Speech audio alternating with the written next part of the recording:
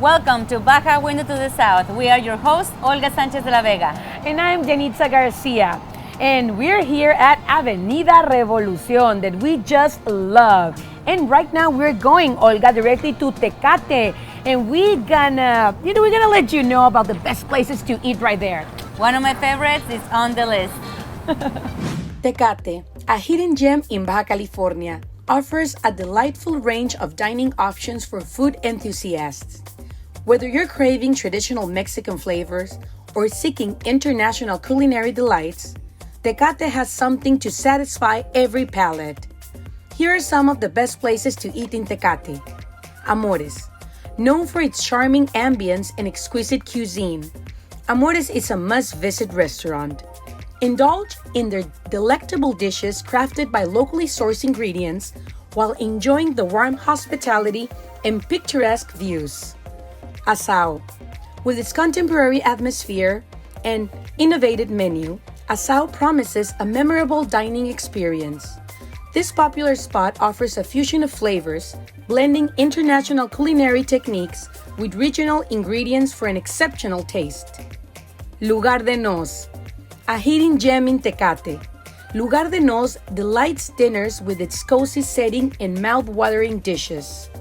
From traditional Mexican classics to unique creation, their menu showcases the rich diversity of Mexican cuisine. La Cocina que Canta. If you're seeking an authentic Mexican culinary journey, La Cocina que Canta is the place to be. This restaurant embraces traditional cooking methods and infuses each dish with flavors that pay homage to Mexico's gastronomic heritage. Pedazo 84, offering a rustic yet sophisticated ambience. Pedazo 84, it's a culinary haven for meat lovers. Indulge in their carefully selected cuts, grilled to perfection and complemented by a wide array of flavorful sauces and sides. Sempoali. Immerse yourself in the vibrant Mexican culture at Sempoali, where traditional flavors and modern techniques intertwine. Their menu features a variety of dishes highlighting the original cuisine, showcasing the depth and complexity of Mexican flavors. Vinoteca Tecate Restaurant Bar. It's a unique spot that combines a wine bar with a restaurant. They have an extensive wine list featuring the best local and international wines. Their menu includes grilled octopus and Baja-style ceviche made from fresh ingredients sourced by local farms. Last but not least, Taqueria Los Amigos. It's a local taco spot that is a must-visit. Their menu features a range of options from traditional al pastor to more experimental shrimp tacos. The flavors are authentic and delicious. And how about that? Now, next time you go to Tecate, now you know exactly where to go. And Lugar de Nos, I can't wait to go back. Now we're going to introduce you to Mario Murrieta, who is the director of Expo Agave. And wait till you see what comes out of the plant of agave. It's more than tequila and mezcal. We're very excited for this interview. Mario, ¿cómo estás? Muy bien, gracias. Bienvenido a Baja Window to the South. Estamos encantados de tenerte de verdad por acá, Mario. Gracias por concedernos esta entrevista. Y bueno, sabemos que viene Expo Agave. Quiero que sepan que es de los creadores también de Expo Artesanal y Expo Tequila, ¿es correcto? Así es. Y ahora para que nos digas por qué se está haciendo ahora Expo Agave y pues cuál es el objetivo. Mire, Expo Agave es derivado del éxito de la Expo Tequila. ¿Okay?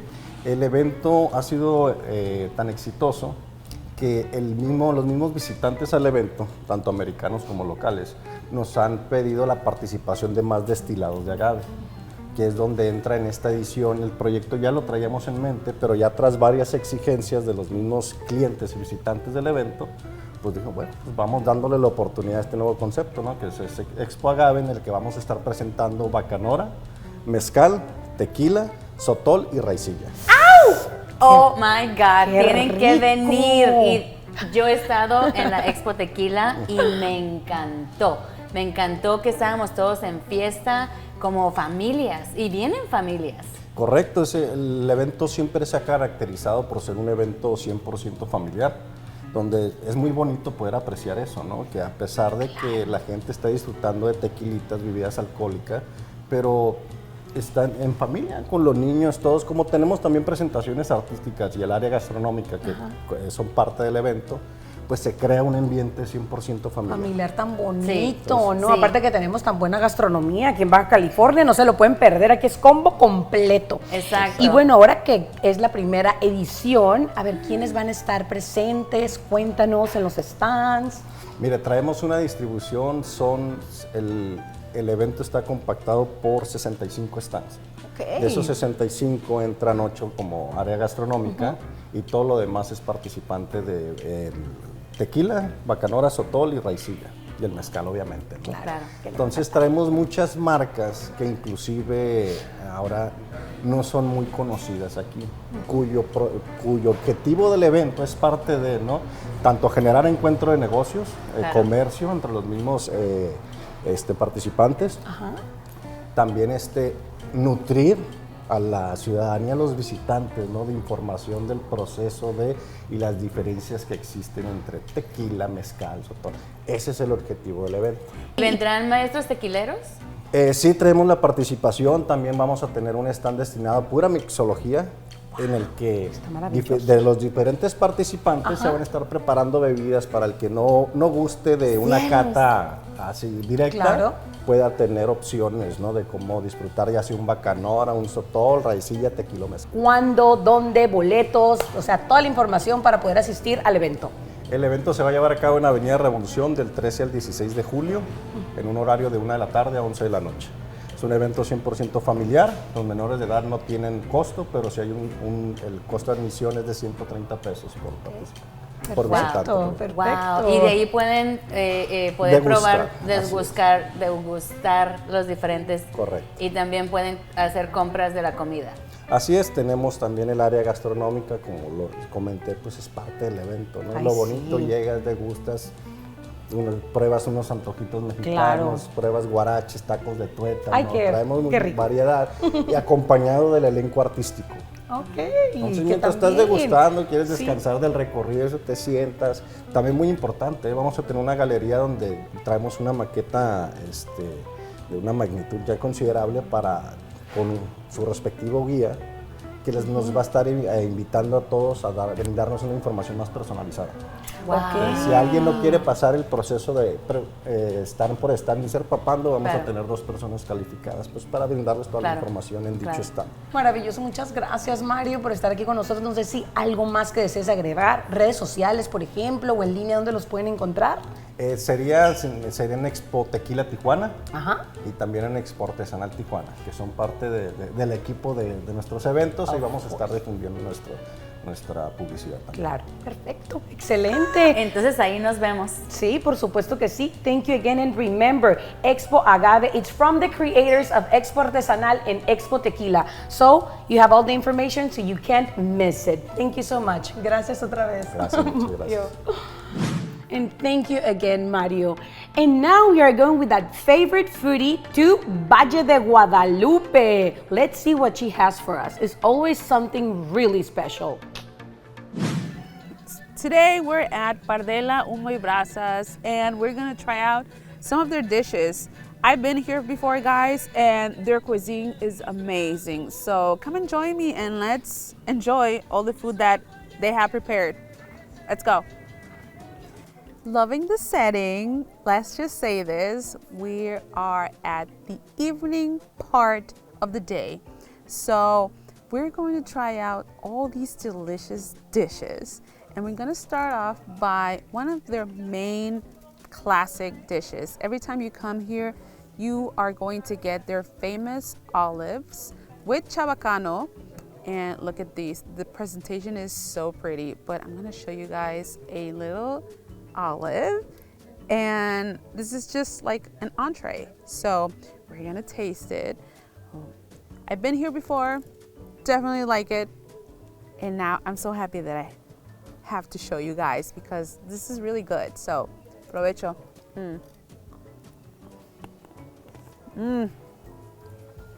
The chabacano with the olive, very different, but it's the sweetness of the chabacano. It's very good, very unique. You're gonna enjoy this entree. And of course, we're at El Valle, so we have to try out their wine. And they recommended this one to pair with what we're about to eat. And it's a Cabernet Sauvignon Malbec. And I am excited to try this with all the food that we're gonna try out. So just a little sip before we actually start. Oh, so good. So now we're starting off with these pork belly little taquitos, and they have underneath little sauce, banana sauce, you guys.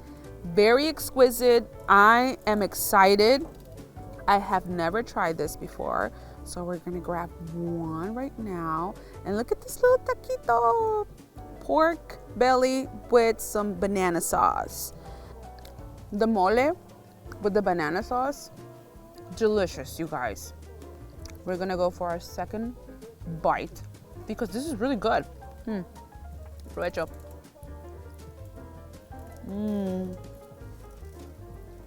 The sweetness from the banana sauce and the mole, because it has mole, you guys, this is really good.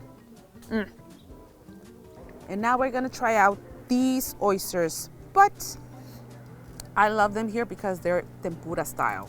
So look at these, and the mayo that the chef does, it's super good. So we're gonna grab one, and look, it has a little sauce in it. Well, let me show you guys. Look at this. So it's an oyster in tempura. Amazing. We're gonna try it out. I'm gonna take this out here. So if you've never tried an oyster tempura style, you're gonna love it here. Provecho.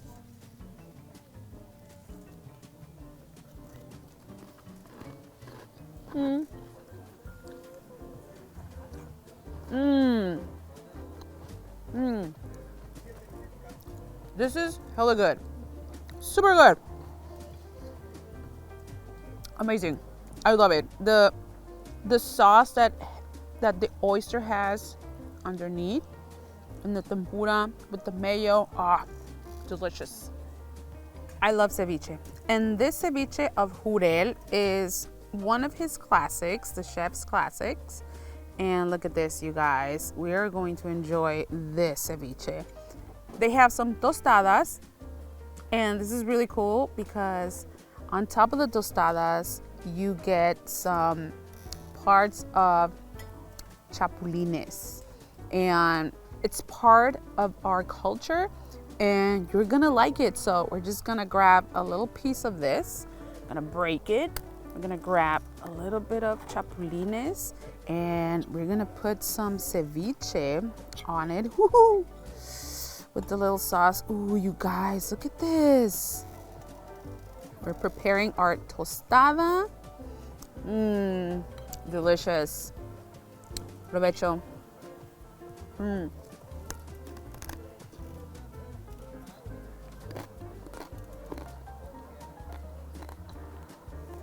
This ceviche is sweet. It has a little bit of a kicker, a little spicy, but you guys, it's sweet. It's so juicy.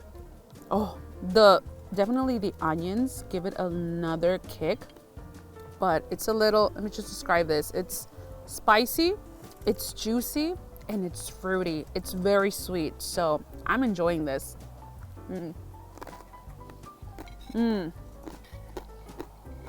We're gonna grab some more little Jurel ceviche with some little tomatoes. Oh, look at this. Spicy, juicy, and sweet. Who doesn't love a ceviche like this? I do, so provecho.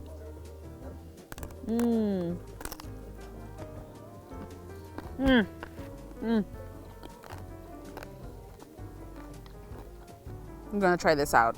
Y'all know I love desserts, so let's just go ahead and take this off a little bit, put it on the side, grab some ice cream, queso cotija, with this bread. Ah, this yema bread with a little sauce. Delicious. Cheers. You guys, this is really good. Oh my God. Look, it's so delicious. Yes.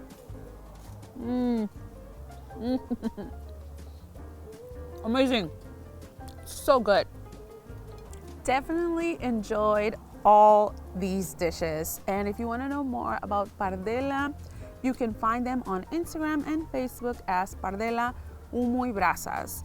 And if you want to know more about me and my adventures, go ahead and look for me as Foodie from TJ in Instagram, TikTok, and Facebook. Thank you so much, guys, for joining me. Where are we going to go next? Who knows? So, salud. Thank you so much to our favorite foodie, Denisse Jacob, for showing us that wonderful place in Valle de Guadalupe. And now we are going with Olga. She is going to interview a local artist. Let's see and check that out.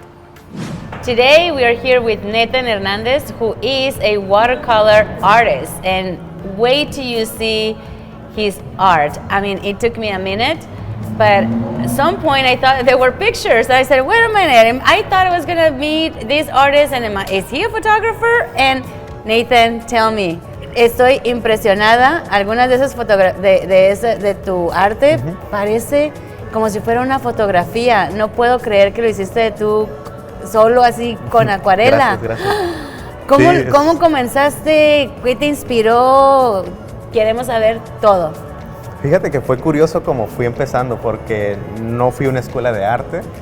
Empecé como todo niño en la clase, pues no prestando atención a la clase y más que nada estar dibujando.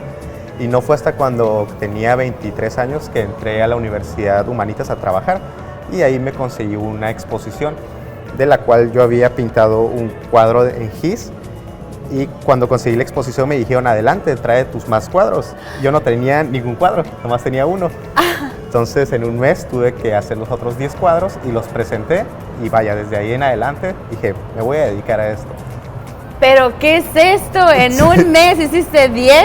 Sí, 10 obras en gis. Y fue más que nada pues una pizca de ahí de ser algo intrépido, porque pues yo no tenía obras. Entonces yo dije, sí me la creo, soy artista, yo hago las obras. Y de ahí en adelante creo que me di cuenta que sí podía trabajar en esto, ¿no? De ser artista. Entonces, mientras que estabas en la escuela, estabas poniendo atención al profesor, pero eso es lo que te tranquilizaba, a lo mejor te ayudaba a concentrarte, porque sí sé de muchas personas que hacen eso, que están poniendo atención a la clase, pero también esa es parte de su como doodling, creo que le llaman en inglés. Están los dos lados, ¿no? Claro, sí, es como tienes un cerebro súper genio, ¿no? Y después decidiste, bueno, entonces si ya me dijeron que que nada más es el único que tengo, está bien, pues vamos a hacer más y a ver qué nos cuentan. ¿Y cómo te fue? Me fue súper bien.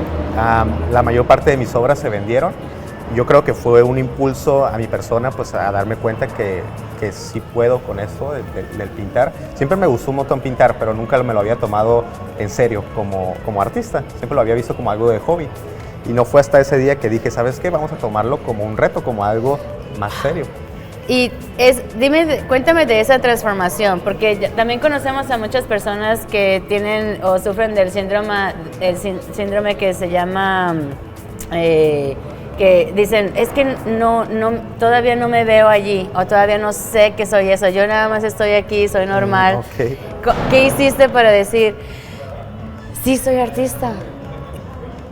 Creo que me proyecté en la gente cuando los observé a todos y los aplausos, escuché todo eso, dije, oye, sí, ahí está, nomás es trabajarlo. Y de ahí en adelante empecé a hacer retratos en acuarela y paisajes. Empecé con los paisajes urbanos de aquí de Tijuana, de las áreas de, por ejemplo, el centro, sí. Revolución. Empezaba a hacer paisajitos y después de ahí empezaba a vender poco a poco mi arte, hasta que dije, vamos a hacer mejor retratos, vamos a llevarlo más en serio todavía.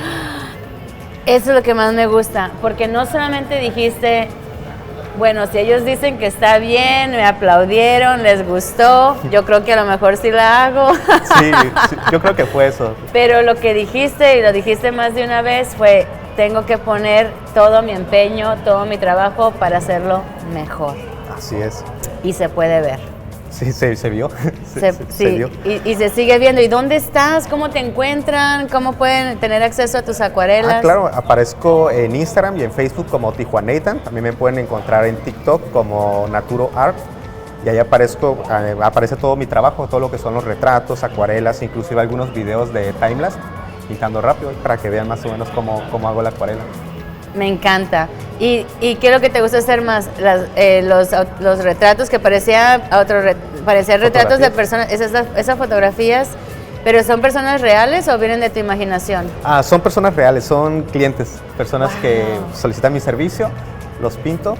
Y lo que más me gusta realmente es los retratos, expresar a la persona, sus características. Los ojos. Sí, exacto. Sí, los ojos. Perdón por interrumpirte. Yo estaba impresionada. Dije, pero ¿qué es esto? La calidad. Los ojos. Fíjese, es algo muy importante porque nos cuentan las historias. Las caras nos cuentan historias de las personas, dónde han estado, sus rasgos, sus arrugas, todo eso incluye a una persona, ¿no? No tanto lo que tiene adentro, sino también lo que expresa afuera.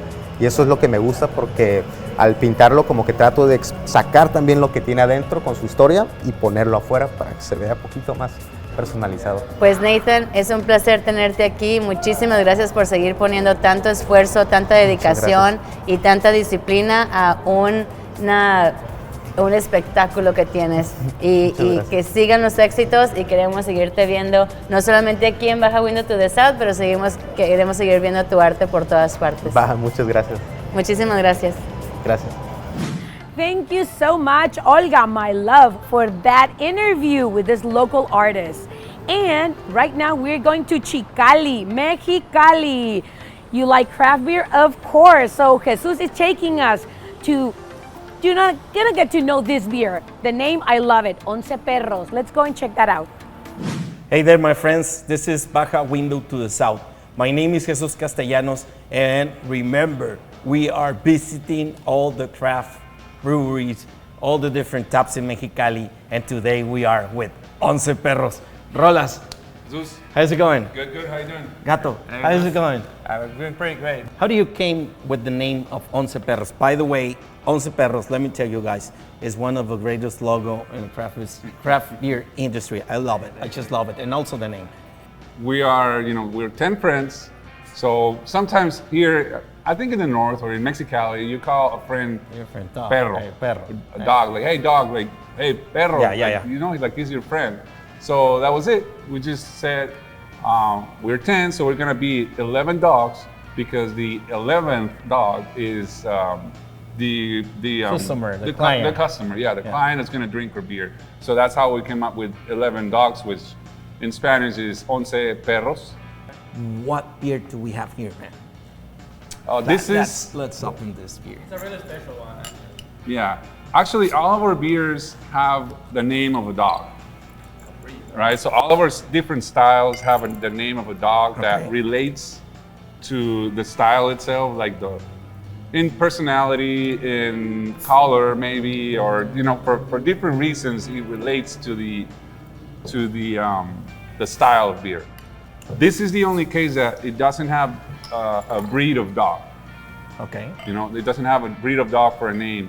This is the Perro del Desierto, and we created this beer it was a couple years, or more than a couple years ago, for an anniversary of the city of Mexicali. Well, the idea of this beer was to honor Mexicali, as Rolas just mentioned, and we wanted to make this beer with our local ingredients, right? Mm-hmm. So he has like about 60% of wheat. That is, you have a little more. A lot of that here in the region. Agriculturally, it's a main. We also mixed it with honey, like real honey. The one you get for food, it has directly that. Some alfalfa. I don't know. I'm not sure how it is called in English. Is that correct? It's right. Okay, it's right. That's great. And we wanted to make this appearance like a golden appearance as the desert, like Mexicali is. And this foam, like as a how's that, cotton? Cotton. Yeah, from Yeah. cotton for the cotton fields. We wanted to show like Mexicali in In a a glass. beer, in a glass. Yeah. Yeah, and get these flavors that could remind you that Mexicali is. Which one will be the next beer that you will offer to a customer Well, that I already passed this one? Oh, after like beer that we already have? Yeah. It depends, like, because you can try as many light beers as you want, but from this, I would probably jump to either Hefeweizen, Hefeweizen, yeah. you know, or it's a little bit stronger, but we have a golden stout, which is a clear. We're not clear, but it's like a light beer, but with the coffee flavor, like the toasted grain flavors. I would say I'll probably go through those before going to the stronger ones. Yeah. Maybe an Irish. If you don't want to have another light beer, I would just probably jump to the Irish, which is the Irish Terrier, which is the Irish Red Ale. Guys, please give us your social media where we can find Once Perros. We are on most of the social media. We're on Facebook, Cervecería Once Perros. You can, I don't know. Instagram? Yeah, Instagram, we're same, Cervecería Once Perros. I think on Facebook, we're Cervecería_Once Perros. Okay. And then Instagram is all together. Right. Guys, this was Baja Window to the South. Please remember, keep watching the videos. This was Jesus Castellanos, Rolas, and Gato. We were in Once Perros. Thank you. Well, hello everyone. Today we're here at Cetis Universidad with, wow, a woman. She's Silvia Contreras, and she's a professional athlete, a flag football professional. And well, she's gonna tell us all about it. And besides that, she also has a career, a bachelor in marketing, okay? And how she managed her life and, oh my God, all her plans. Silvia, gracias. Thank you so much for being here with us in Baja Window to the South to invite us here where you train, right? Yes, well, hello. Hello, first of all. It's a pleasure for me being here. I am very grateful for the opportunity to talk to you, talk about what I love, what I do, and to invite more people to do this, also so they can enjoy my sport and everything that I do. So yes, here is where I train. I studied here in Cetis Universidad. Administración de Mercadotecnia is my bachelor degree, and I also took some classes in the United States and in Prague with the international program that they have here. But basically, yes, here is where I train. Here is where I started playing flag football when I was in high school. I got to represent my team school. We got to be in nationals and a lot of sport events, so it's a pleasure for me like receiving you here so we can talk about this. Oh my God, you're so sweet. Thank you so much. The pleasure is ours, of course, because we're so proud of you. You're definitely a talent from Baja California, and that's what we do. We show the best of Baja California. And well, so tell us, I know you recently won. There's a medal right there, a gold. Please tell us about it. Yes, so this is the gold medal of the World Games of 2022. We went as Team Mexico to play there. For the first time, flag football was invited to this event. This event is like an Olympics for sports that are not in the Olympics. Okay. So there's a lot of sports, a lot of countries competing to be the best. So we were 8 teams, 8 countries that we compete in the flag football, and for the first time, and Mexico won the medal game in Birmingham, Alabama last year. So we are very excited, very happy, and it was a great achievement for us. No, most definitely. Congratulations. That's an honor. And you were telling me, okay, that you are just waiting and expecting an answer. Yes. Because probably, please tell us, because you're the one, you're the expert, okay? That's very exciting. Yeah, so we are waiting for the, how do you say, el aviso? Yeah, yeah, exactly. They're going to announce who's the going. Announcement, yeah, the announcement if flag football could be in the Olympics at 2028, Los Angeles 2028 for the first time ever. So we're just waiting for that announcement. Maybe this year we can have it. So we can cross our fingers that in 2028 flag football could be in Los Angeles for the Olympics. Yeah. Oh my God! Oh no, Silvia, that it's amazing. That it's great. So we're all gonna pray. I bet you will be there. Okay. She is a very strong woman. She's a charismatic, and she's very disciplined because you need discipline for this sport, right? Of course, a very big thing for me is discipline. I always say that I'm not talented, I'm just disciplined. Because really, if you could see me some years ago, I wasn't good at this. It's not like I am, I really love sports, and you could say that I am a sporty girl, but it doesn't come easy for me. So I don't have the talent. I wasn't born like knowing how to run or knowing how to catch. It really was a lot of training for me, years and years of discipline, of enjoying this, because of course enjoying this, the passion that I have for these sports is what made me good, or what made me accomplish everything that I have. Yes. It's not talent. I wasn't born with this. So if you aren't born with something but you enjoy it, if you put that passion and the hours and the sacrifices and everything, it could result in something like this. Of course, you can achieve it. Okay, that's very inspiring for everyone. Okay, listen, everyone. And I bet you are talented, but I know what you're saying. Okay, and thank you for sharing that and being honest. Okay, because she's also, like we said, an entrepreneur. Okay, and she has her own brand. Tell us, please, and it's related with what you do. So that's amazing. That's passion, ladies and gentlemen. Yeah. So a partner of mine, flag football from. A teammate from my team, flag football here in Cetis, and I started a brand of clothing that has a saying that's "Hoy no puedo, entreno." So like today I can't because I have training. You can translate it maybe like that, because I train.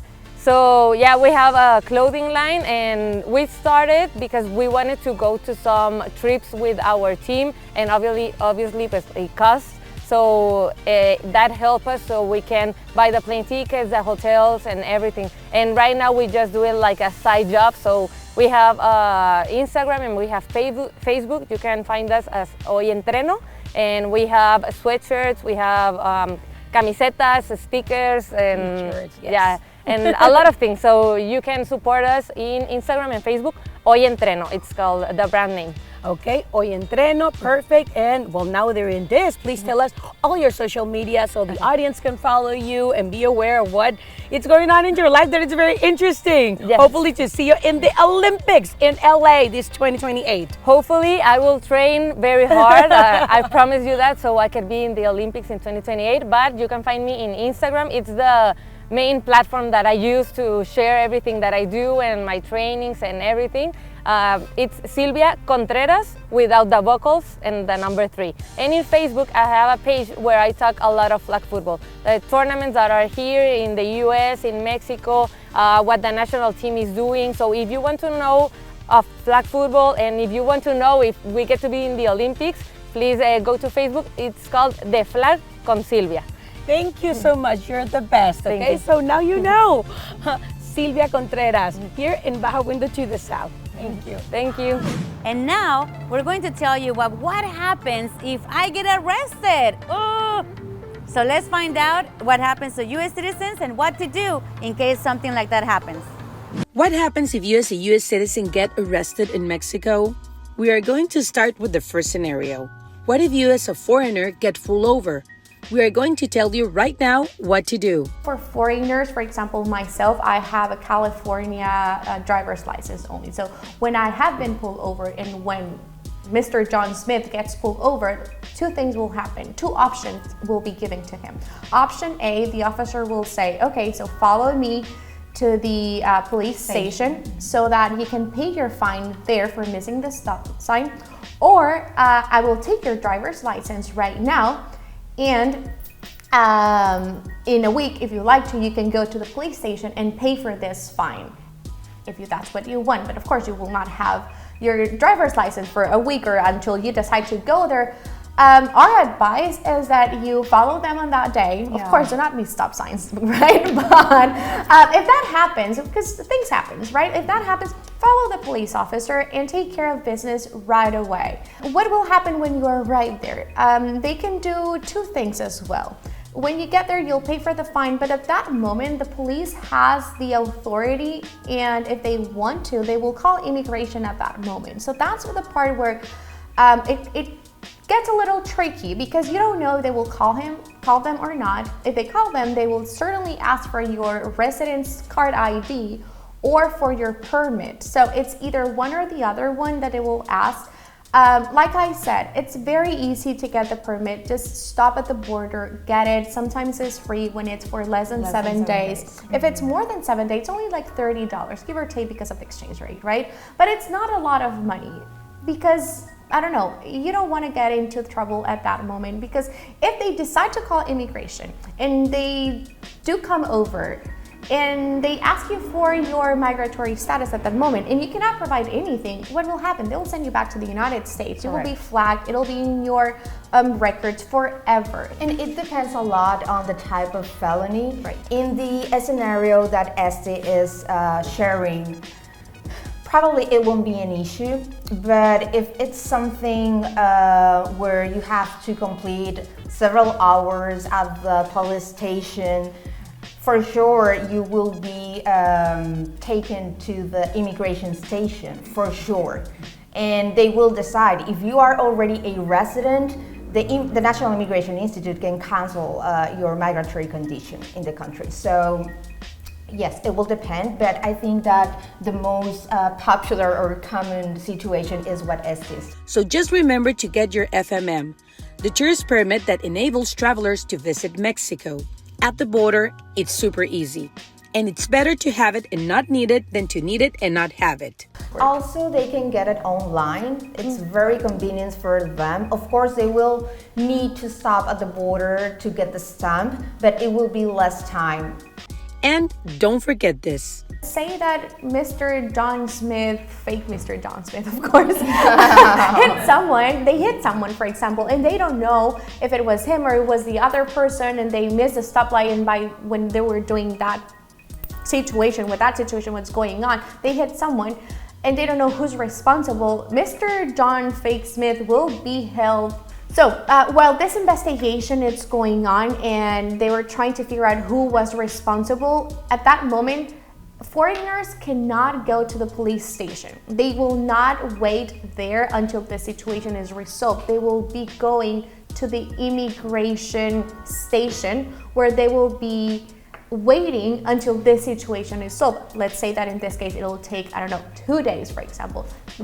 Mr. John Fake Smith will be in immigration facilities until this is sorted out.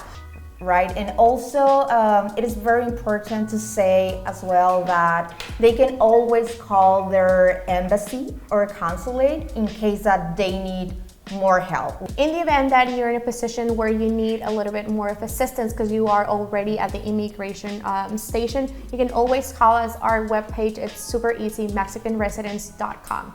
Easy enough, or consultoreshh.com, but Mexican residence is what you're aiming for, so you can call us.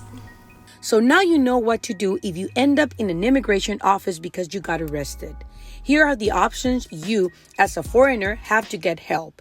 And hopefully, now you have a better idea of what to do if you get pulled over as well, here in Mexico. Please do not get arrested, but if you do, now you know what to do. Of course. And thank you so much for joining us this week in Baja Window to the South. Please like us, share our show. Any comment is more than welcome, and see you next week.